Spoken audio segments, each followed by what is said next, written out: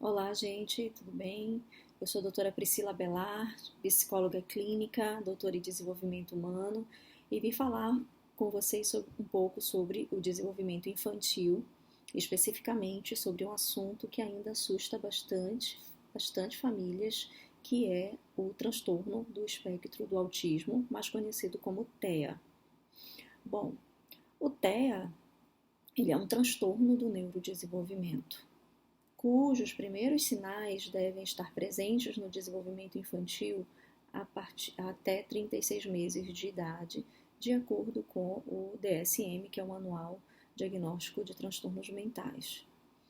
Bom, o TEA é um transtorno, como eu falei, do neurodesenvolvimento, que vai apresentar acometimento no desenvolvimento em duas grandes áreas desse desenvolvimento da criança, que é a fala, ou seja, a sua capacidade sociocomunicativa, e comportamentos bem específicos que nós chamamos de comportamentos estereotipados, comportamentos repetitivos ou restritivos.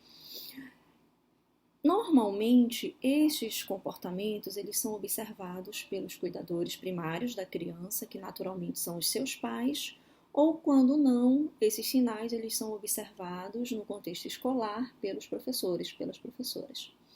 E o que fazer diante da percepção desses comportamentos? Qual é o encaminhamento adequado a se ter diante da percepção que a criança está apresentando esses comportamentos? Bom, essa criança ela deve ser encaminhada para uma equipe multiprofissional. Normalmente, o que acontece é dos pais procurarem o pediatra dessa criança e o pediatra encaminhar para a equipe, que normalmente essa equipe é composta por psicólogos, neuropediatras, fonoaudiólogos, terapeutas ocupacionais, que vão poder que vão poder fornecer dar um olhar específico sobre o desenvolvimento dessa criança.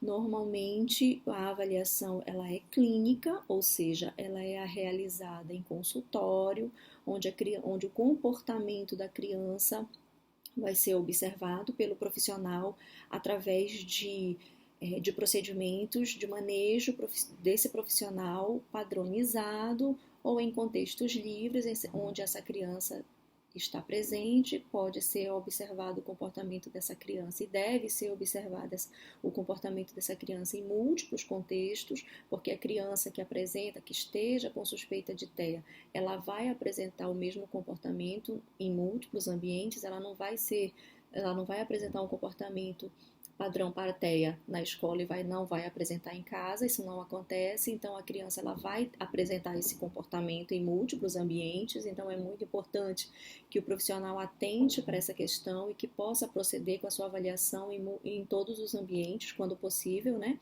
onde essa criança ela está presente.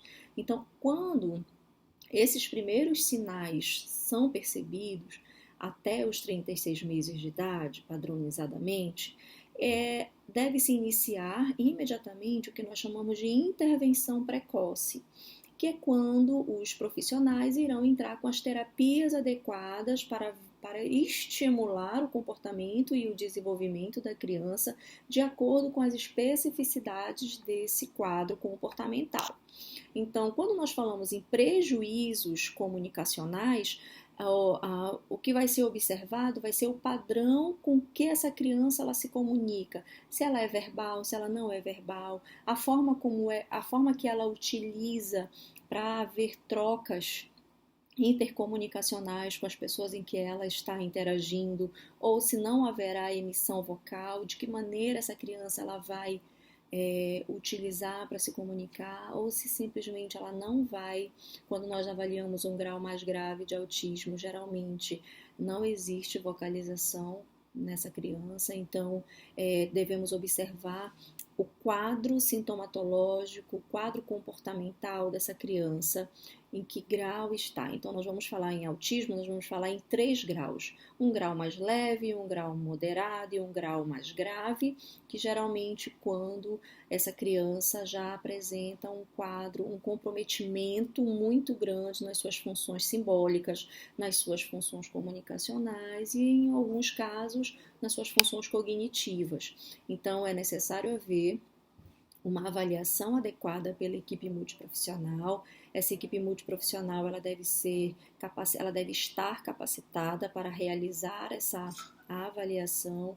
Então é importante procurar o quão antes esses comportamentos forem observados, que geralmente a família, né, é o contexto onde esses comportamentos eles são naturalmente e primeiramente emitidos e observados. Então, ao perceber esses primeiros sintomas, imediatamente essa criança ela deve ser encaminhada para a intervenção precoce. Na clínica Crescer, você consegue encontrar essa equipe multiprofissional, com psicólogo, com terapeuta ocupacional, com fonoaudiólogo, que juntamente com a equipe médica, com neuropediatra e pediatra, irá fazer uma avaliação multidisciplinar e possibilitar fechar um possível diagnóstico para a TEA. Lembrando que essa criança ela deve apresentar uma avaliação e um comportamento em todos os ambientes em que ela participa, não somente em um ou outro ambiente, mas sim em todos os ambientes. Então é importante que essa avaliação ela seja também direcionada em amplos ambientes.